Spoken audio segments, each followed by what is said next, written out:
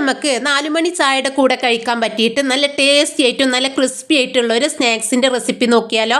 അപ്പോൾ 1 കപ്പ് അരിപ്പൊടി കൊണ്ട് വളരെ പെട്ടെന്ന് നമുക്ക് തയ്യാറാക്കിയെടുക്കാം. അപ്പോൾ അതിന് വേണ്ടിയിട്ട് ഒരു ബൗളിലേക്ക് 1 കപ്പ് അരിപ്പൊടി ചേർത്തിട്ടുണ്ട് കേട്ടോ. വറുത്ത അരിപ്പൊടിയാണ് ഞാൻ എടുത്തിട്ടുള്ളത്. ഇതിലേക്ക് 1 ടീസ്പൂണോളം കാശ്മീരി റെഡ് ചില്ലി പൗഡർ ചേർത്തി കൊടുത്തിട്ടുണ്ട്. പിന്നെ ഒരു 1/4 ടീസ്പൂൺ മഞ്ഞൾപ്പൊടി, പിന്നെ കുറച്ച് കായത്തിൻ്റെ പൊടിയാണ് ചേർത്തിട്ടുള്ളത്, കൂടുതലാവരുത്. പിന്നെ അതുപോലെ തന്നെ 1 ടീസ്പൂണോളം കരിഞ്ജീരകം ചേർത്തിട്ടുണ്ട്. കരിഞ്ജീരകം ഇല്ലെങ്കിൽ കറുത്ത എള്ളുണ്ടെങ്കിൽ ചേർത്താം. പിന്നെ വെളുത്ത എള്ള് കുറച്ച് പിന്നെ 1 ടീസ്പൂണും ചേർത്തിട്ട് നല്ലവണ്ണം മിക്സ് ചെയ്തിട്ട് മാറ്റി വെക്കാം. ഇനി ആ കപ്പിൽ തന്നെ ഏത് കപ്പിലാണ് നമ്മൾ പൊടി അളന്നെടുത്ത് ആ കപ്പിൽ തന്നെ 1 കപ്പ് വെള്ളം ഒഴിച്ചു കൊടുക്കാം. അതിലേക്ക് ആവശ്യത്തിനുള്ള ഉപ്പും പിന്നെ അതുപോലെ തന്നെ 1 ടീസ്പൂൺ നെയ്യാണ് കേട്ടോ ഞാൻ ചേർത്തിയത്. നെയ്യില്ലെങ്കിൽ ഓയിൽ ചേർത്തിയാലും മതി.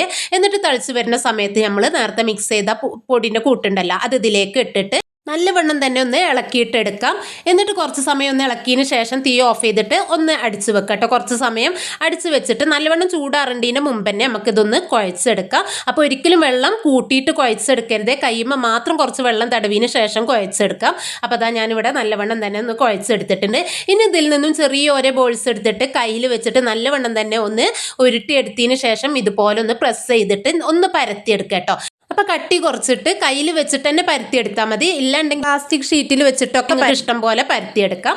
അപ്പോൾ എല്ലാതും ഇവിടെ പരത്തിയെടുത്തിട്ടുണ്ട്. ഇനി എണ്ണ ചൂടായി വരുന്ന സമയത്ത് ഒരു മീഡിയം ഫ്ലെയിമിലാക്കിയതിന് ശേഷം ഓരോന്നായിട്ട് ഇട്ട് കൊടുക്കാം.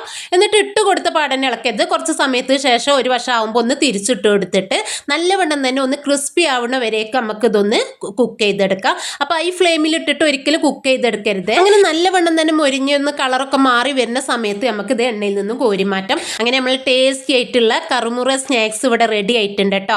അപ്പൊ നല്ല ക്രിസ്പി ആവുന്ന വരേക്ക് നമ്മൾ ഫ്രൈ ചെയ്തെടുക്കണം. അപ്പൊ ഇതുപോലൊരു ഐറ്റം എല്ലാവരും ഒന്ന് തയ്യാറാക്കി നോക്കണേ.